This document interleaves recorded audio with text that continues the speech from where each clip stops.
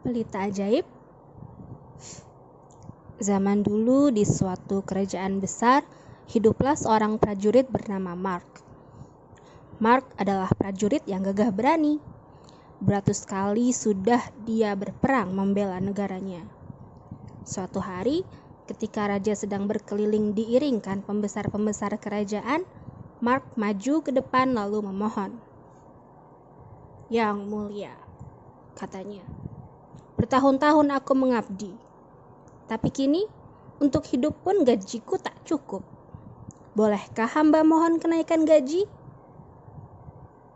Raja marah karena merasa terganggu. "Tak tahu sopan santun," bentak raja. "Minggir, atau kusuruh pengawal memenjarakan kamu." Mark kembali ke pondoknya yang reot. Dibukanya pakaian prajurit. Dilemparkannya tanda-tanda jasanya. Lalu dia mengambil pedangnya dan melangkah pergi. Setelah berjalan berjam-jam, sampailah ia ke hutan lebat. Dalam hutan itu ada pondok nenek sihir. Penyihir itu mau memberinya penginapan kalau Mark bersedia turun ke sumur tua, mengambilkan sebuah pelita bernyala biru. Mark setuju. Dia turun ke dalam sumur, duduk dalam keranjang yang diikat tali dan talinya dipegangi si penyihir. Mark menemukan pelita itu dan penyihir mulai menariknya ke atas. Tapi sesungguhnya dia berniat mengelabui Mark.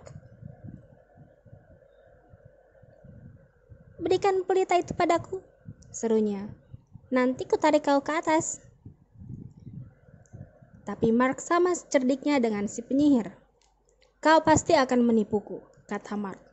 "Jika pelita ini sudah kau pegang, kau tak akan membutuhkan aku lagi."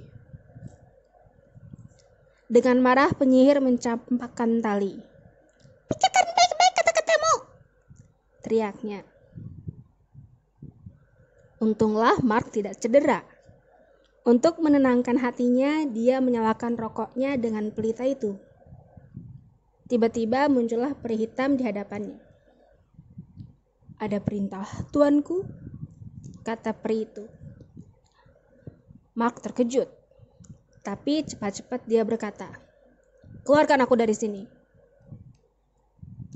Peri itu tidak hanya mengeluarkan Mark dari dalam sumur, tapi juga memberinya rumah serta harta berlimpah-limpah. "Jika Tuan ingin memanggilku," kata peri hitam, "nyalakan pipa Tuan dengan pelita ini. Aku akan datang."